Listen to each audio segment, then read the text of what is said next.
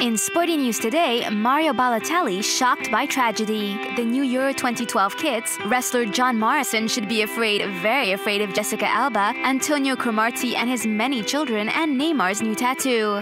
Mario Balotelli has been deeply shocked by the tragic passing of Mario Morrison.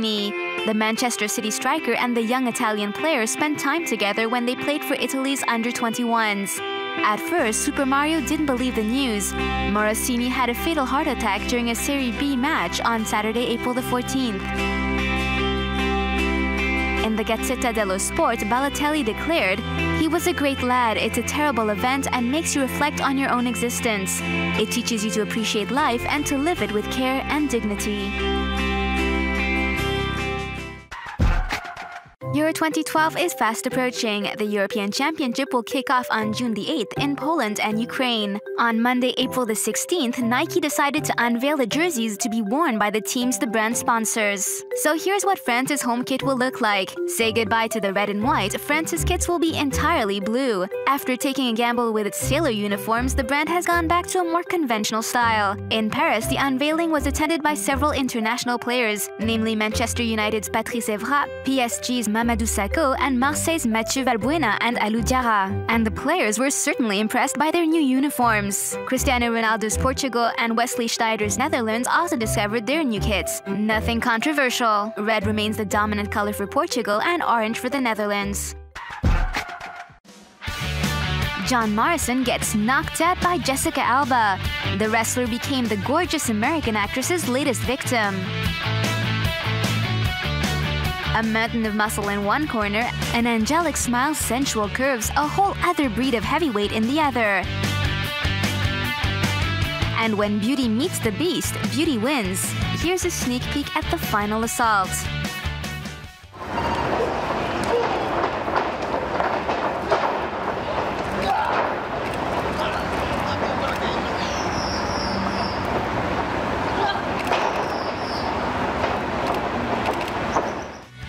That's one way to damage your reputation. John Morrison, prepare to be mocked by your future opponents.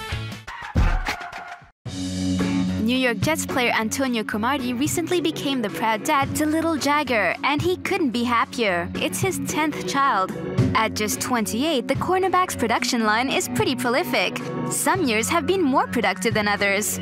The Jet star has 4 children aged 3, for example. Yes, you heard that right.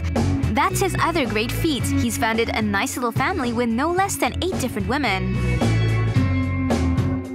He pays £2,200 in child support every month to all of them except for one. But that's no big deal for him since he has a £22 million contract. FC Santos turns 100. Sao Paulo's iconic club has welcomed some of the greatest players of all time, Pelé, Dunga, Robinho. To mark the event on April the 14th, Neymar, the current star of Brazilian football, got the Santos logo tattooed on his arm. "Now I'm ready for the 100th anniversary," he declared on his Twitter account. Brazilian media, however, aren't so sure that Neymar will stay with Santos forever. They say the tattoo is only temporary and should disappear in a few weeks' time. The only tattoos Neymar will live with forever are the names of his mother Nadine, his sister Rafaela, and of his son Davy Luca. Whether or not his Santos tattoo lasts forever, his goals for the club should stand the test of time. He added to his tally against Catanduvense the following day.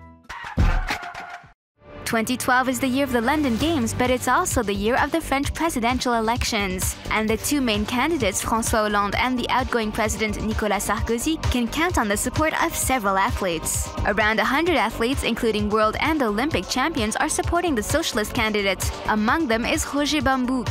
As for Nicolas Sarkozy, his most illustrious supporters are Olympic and world judo champion David Douillet, who was his minister for sport, not to mention rugby player Christophe Dominici. But all in all, not that many athletes have made their political stance public. So, do sport and politics make for an explosive mix? Here's what Ligue 1 footballer Rio Mavuba and swimmer Frédéric Bousquet had to say. "I feel that they've just been attacking each other, but that neither side has really come up with real proposals.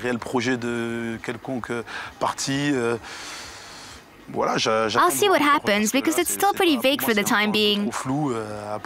Apart from fighting like preschoolers, I don't really see anything else happening." The only positive thing I can see coming out of all this is that each candidate or aspiring candidate is really active within his or her campaign. Unfortunately, these campaigns are always about putting themselves in the limelight or knocking the opposition, so that's a shame.